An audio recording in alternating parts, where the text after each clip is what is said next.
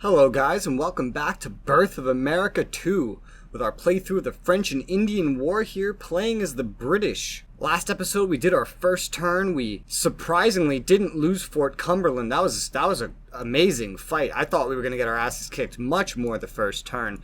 I'm sure it's yet to come. I mean, after all, they did bum rush Oswego. There's going to be some more pain around this area, I know that. But we were looking through our units at the end of the last episode. Let's get right back to that, shall we? Our little guy here, John Winslow, he's still not activated, but these waters aren't frozen anymore. So we're going to take the New England out of port here. Oh, it's set to move faster. When I tried this before, it was like 4 days.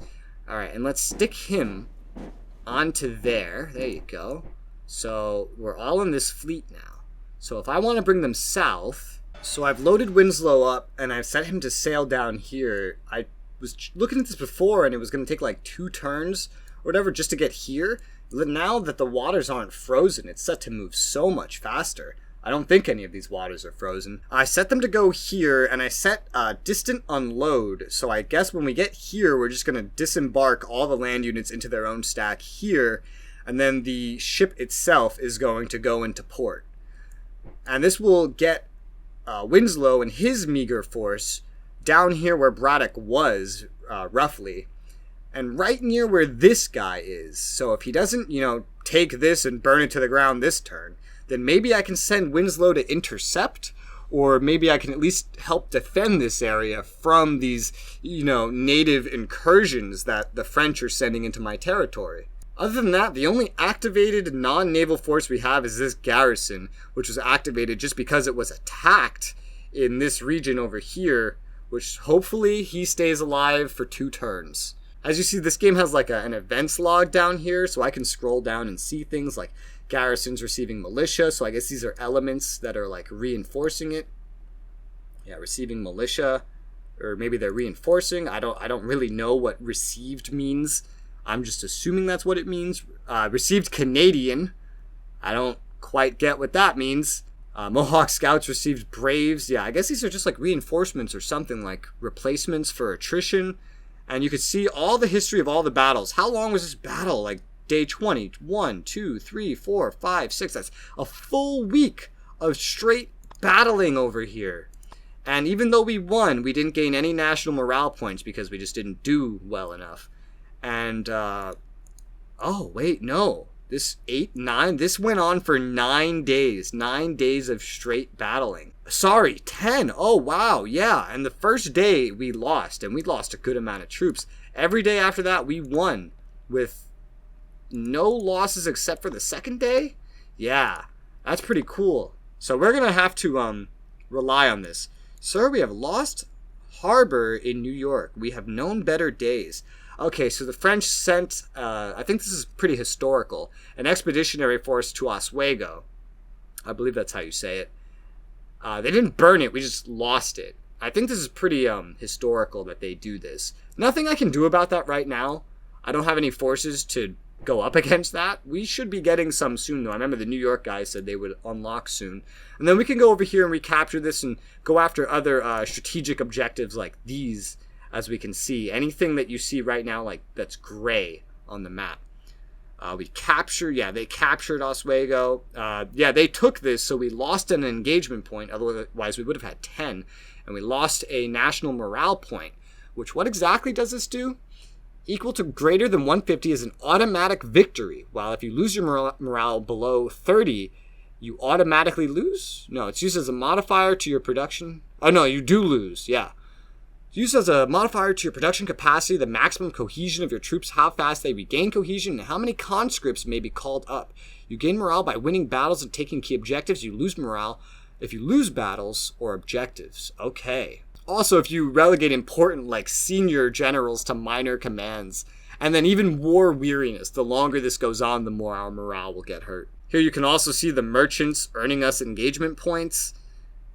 Which I guess is money in this game. And there's also movement updates like this expeditionary force arriving in certain locations. Just generally, yeah, you can see pretty much everything here. We have failed to engage the enemy.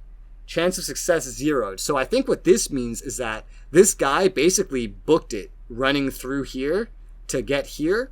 But I think his force is made up of irregulars, Native Americans, and they can move through without being attacked. So since I was on defensive mode, and since they're irregulars, I guess they were just able to push through here without anything going wrong for them. And the moment they got here, they occupied it because there was nothing defending it. I also just realized that the place where I'm bringing my units is the same place we have our other transport, our big transport right here. So I'll probably merge them together when it gets here. One thing I realized after that last turn is while the enemy did advance from 100 to 120 victory points, we actually gained 24. Now that may just be some good luck, you know, at the start of the game, like, oh, we got lucky. And we probably did, but we are advancing ever so slightly faster in victory points right now than the French. I mean, we're at this point in the game where what happens is basically out of my hands right now. But good news, I guess. By now there should also, if it lets me click, okay, let's try the F keys.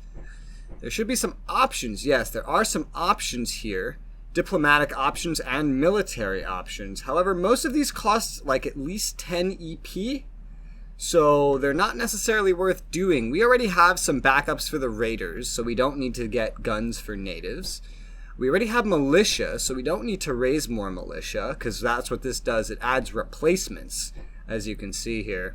This is literally just a way to buy a supply unit, basically. And supply units are important for if you're going off like the road, really, away from civilization. Keeps your units supplied, keeps ammo, I guess. This is a chance to get an elite replacement or otherwise a regular replacement. I don't know what that's for. Like, I don't know if that's just overall or if that's just a one-time use kind of thing. And then this is to unfix one of the warrior bands that we have, the natives, but they're just kind of protecting their own little villages. I'm fine with where they are right now. What I would be getting right now, if we didn't lose Oswego and then lose one engagement point, is I would be getting this, one regular replacement, because we actually used all the regular replacements that we started with during that first turn. And I'm sure it's going to come in handy considering how many regulars we have. Well, with that being said, I know we got lucky last turn, but we're about to hit end turn again now, and there's no guarantee we're going to see anywhere near the same amount of luck this turn. The Indians are going to start coming out in force here. Looks like that general is going to run away. Oh yeah, one thing I didn't mention is we can't see all the French units. The natives are good at hiding. Alright, so, natives victory, but it was probably natives versus natives. I guess not. This is like the French flag. So what happened here? Geneseo, this is one of our locations, and it looks like Braves Raiders, yep. 347 men. 0 men lost overall. There was an engagement and like an immediate retreat. It was this group right here, these Corps Expeditionnaire. This expeditionary corps, I guess. I wish it told me the name here. It just tells me that they didn't have a general. Like, they got into combat with our troops here at Geneseo, which actually has a native leader here, which now means that this leader is unfixed, meaning I can use them next turn. And there was no losses anywhere because I guess they didn't see it as worth it once the engagement started. Maybe they just didn't know what we had. I don't know. Okay. Stalemate. Let's see. So, yes. Okay, where is this? Oh, this is really up here. Can I switch maps in this? Hang on. I can with the with the number keys. I can't click over here.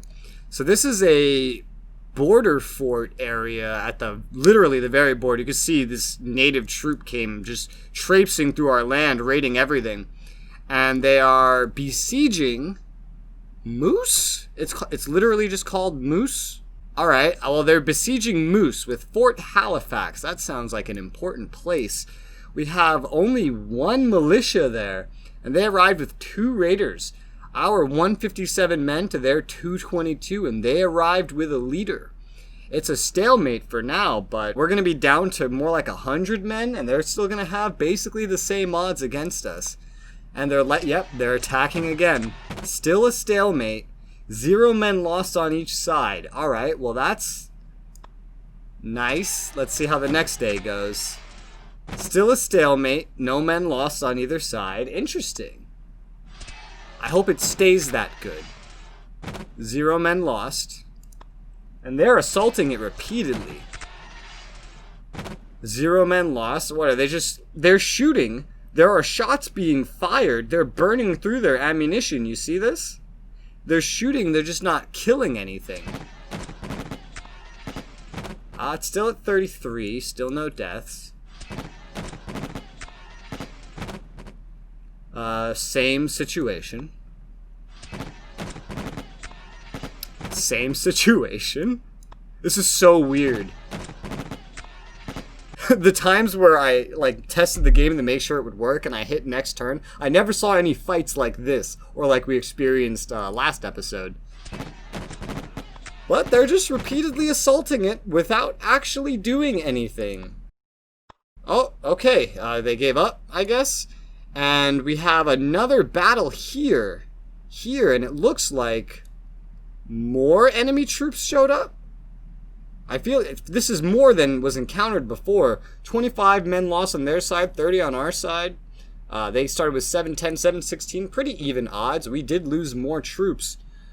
If commander, 50% bonus to irregulars in ambush. Okay, so he's an offensive general. So, oh shit, here we can see a lot of this information about the fight. I didn't even know this was like a thing.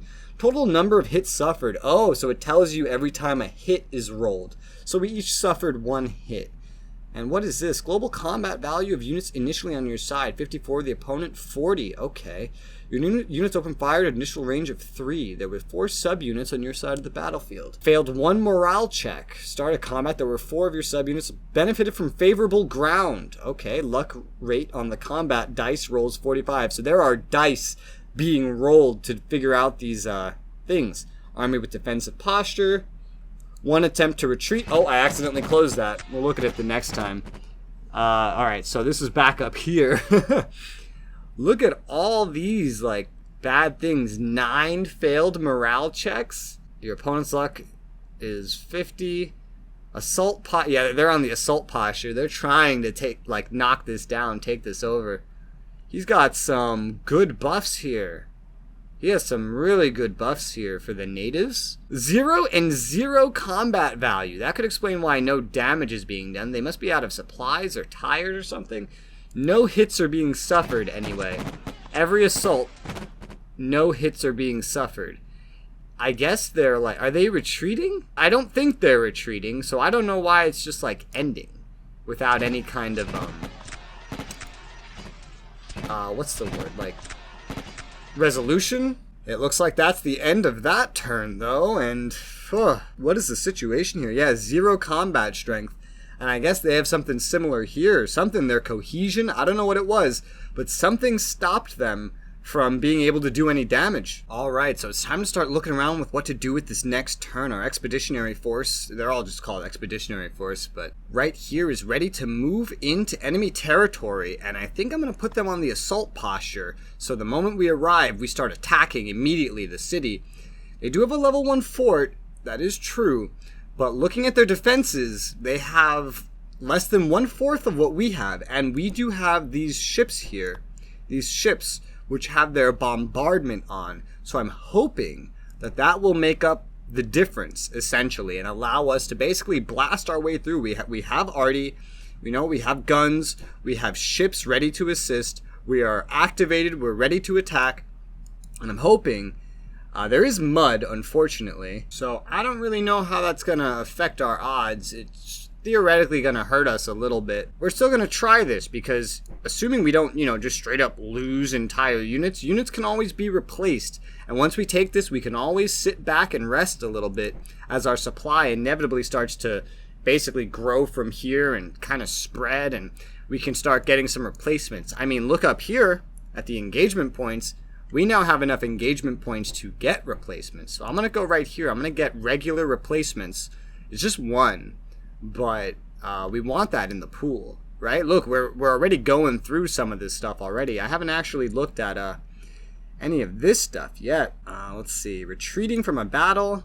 Yeah, so they started a battle here. They retreated. Our merchant fleet's generating engagement points. They're receiving some sort of like traits or something. Garrison's now active. Yeah, it was activated because of the battle.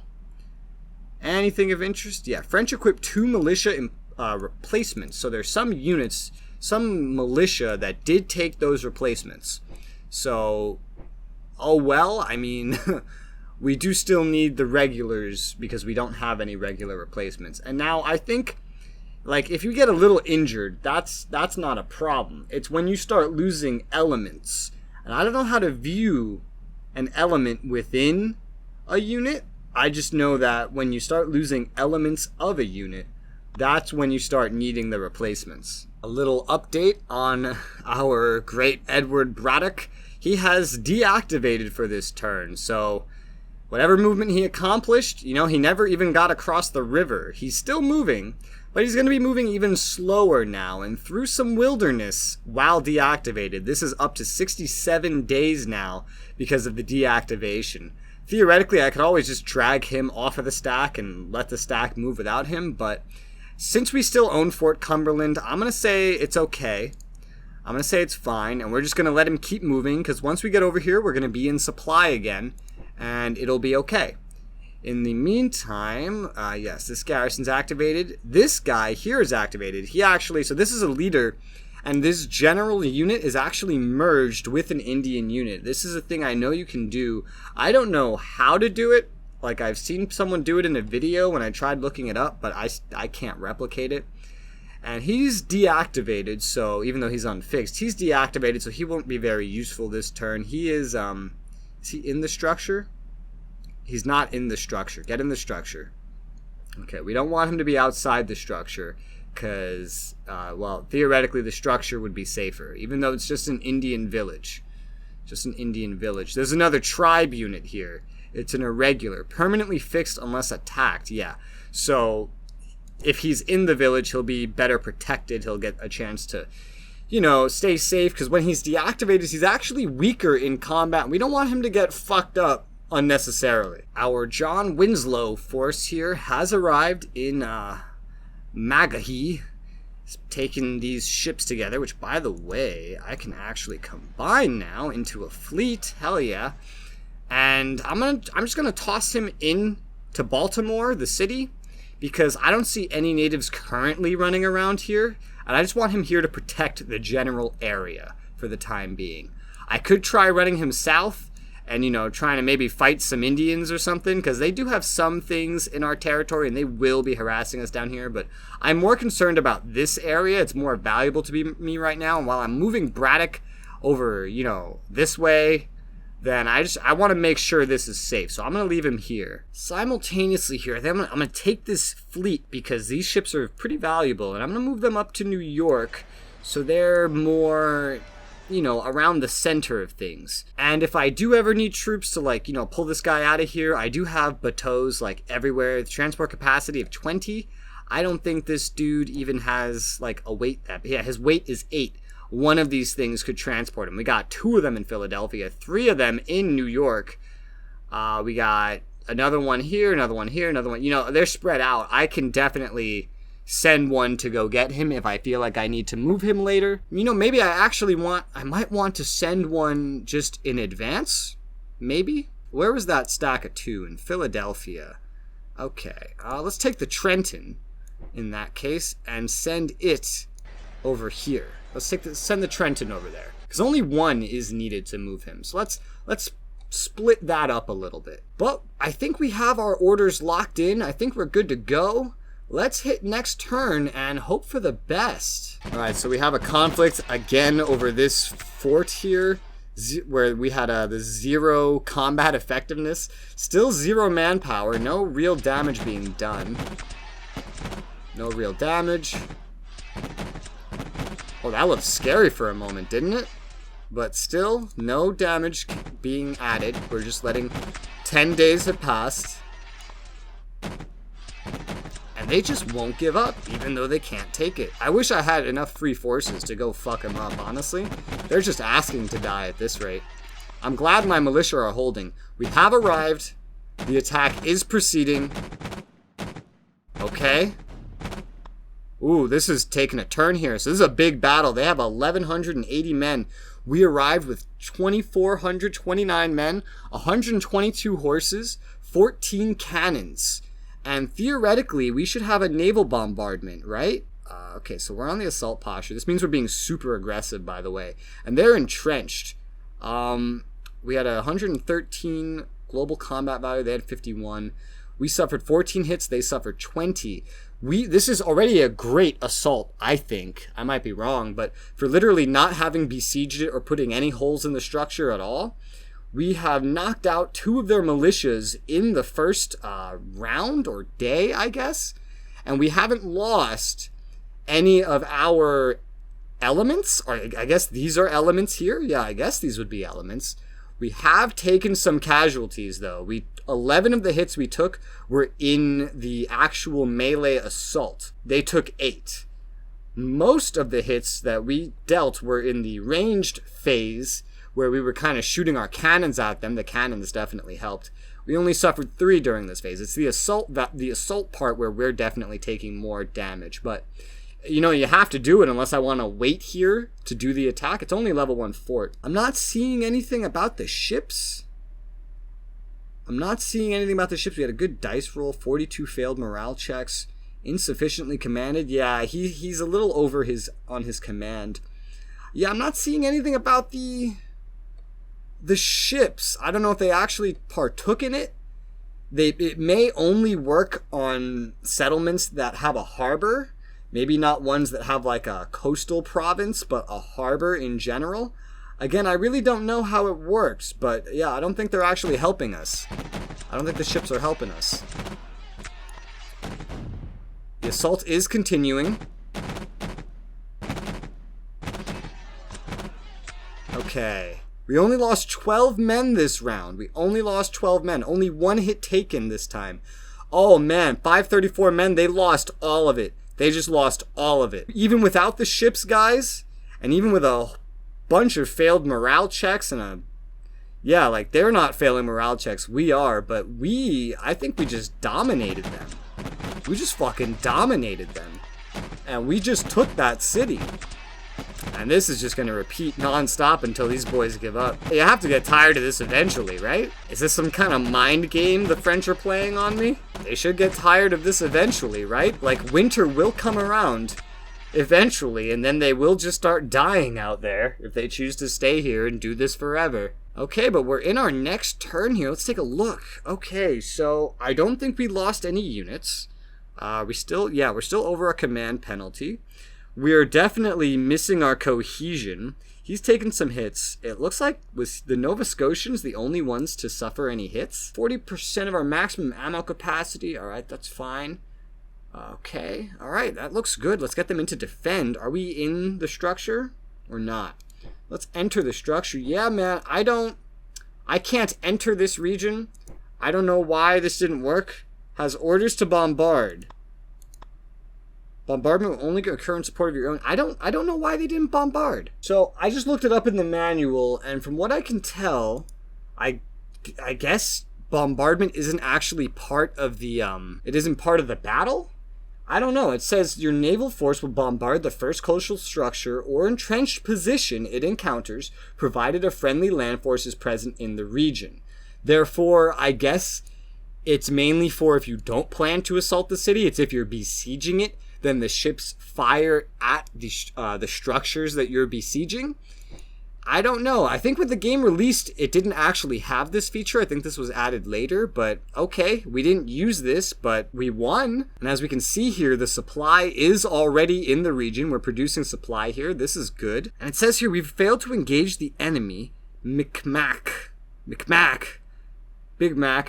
in the area of Truro. Chance of success, 33%. So there may be some Indians behind our lines right now, running up and down this area. Again, we're not guaranteed to see them. Irregular units are really good at hiding, and this area is filled with forests to hide in. I just noticed this general didn't actually have any seniority before this fight, and now he has 2 seniority for winning that fight. I looked down here, and it said, yep, Robert Monckton has been congratulated for his victory over the enemy. New seniority 2, which means he didn't have any seniority. Now he does.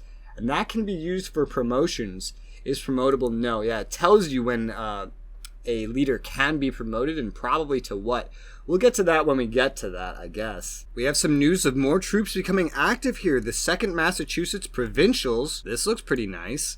We have the New York Provincials. Yeah, we got some stacks becoming active in New York. New York Artillery. Oh man, look at all this stuff becoming active.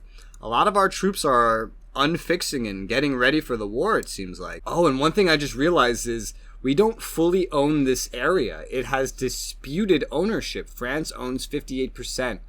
This is military control, and we own 42%. We're going to want to keep an eye on that. Now, I don't know how that works yet. I just looked it up in the manual, and it's not exceedingly clear. It says that, assuming you're not impassive, then to get at least, past the halfway mark for control, you need to have, military units in the region. I have military units in the region. They're in defensive, but they're in the structure, so I don't know if that counts. We're going to have to figure that out ourselves.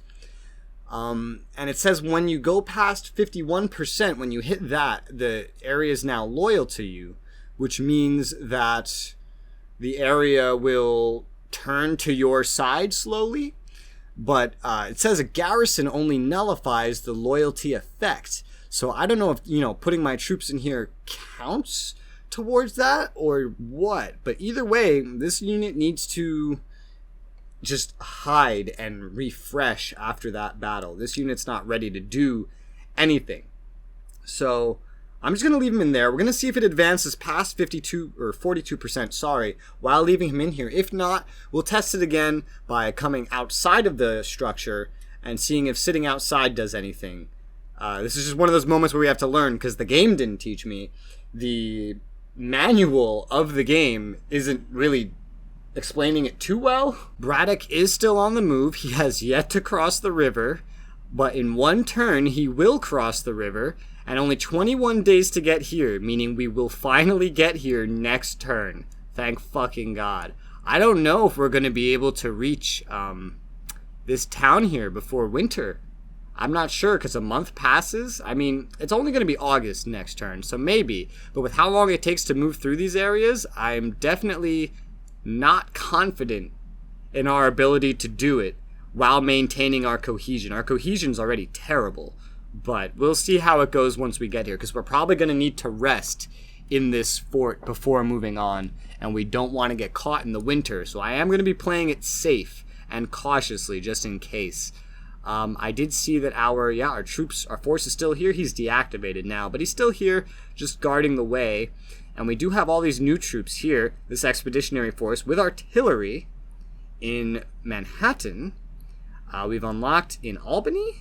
Is this Albany? No, it's near Albany. Oh, no, it is Albany, isn't it? Yes, it is Albany. We have this expeditionary force, another expeditionary force, although their forces are a little fucked up. He has 8 command usage. He can only command 4. He has 3 command uses. He can command 6. He can command Indian units for free. So we're going to probably want to move some of these units here. These guys aren't as strong as these guys here. I'm going to take these Massachusetts units. I'm going to move them over to this force. He's now using 5. He's now using 6. We can afford to move really one more. Let's move another one called Massachusetts. Here, you could take this Massachusetts units. He's now using 6, and he's using 5, which gives him a little bit of a penalty. The power is more evenly split here, 141 versus 147. And now, but they're both deactivated. They're both deactivated this turn. Also, to kind of explain the purpose of the activation in this game for people that don't understand it, because I realized I didn't try to explain it last time, because, I don't know, I'm new to this game too. The activation is Ajod's way of kind of trying to represent how in real life your generals, your leaders, they didn't always follow your orders. Sometimes they just got drunk and didn't do what you wanted. Sometimes you gave them an order, and instead they went and did something else. Sometimes, generals were just super ineffective, or something would go wrong.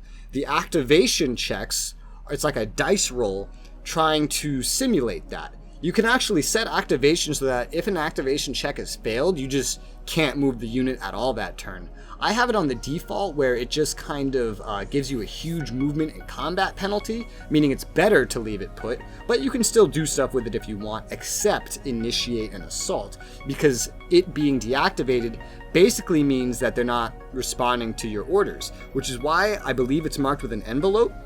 It's like, oh yeah, the envelope's, it's orange. I don't know, that means you have mail, but you haven't looked at it. Like, you're not doing your job right now. So that's what that's supposed to be, I think. It looks like we're running out of time, so I'm gonna call this episode here. Thank you guys very much for watching. I hope you're enjoying this game and this series. Of course, feel free to give me your feedback in the comments. If you want to join my community server, it's in the description below. You can talk to me, give me some tips about this game if you know anything, or just talk to me about the games. Maybe you could join me in a game one day. It doesn't really matter. I always let people join me, especially when I stream or record a game. But for now, have a good day, guys. Bye-bye.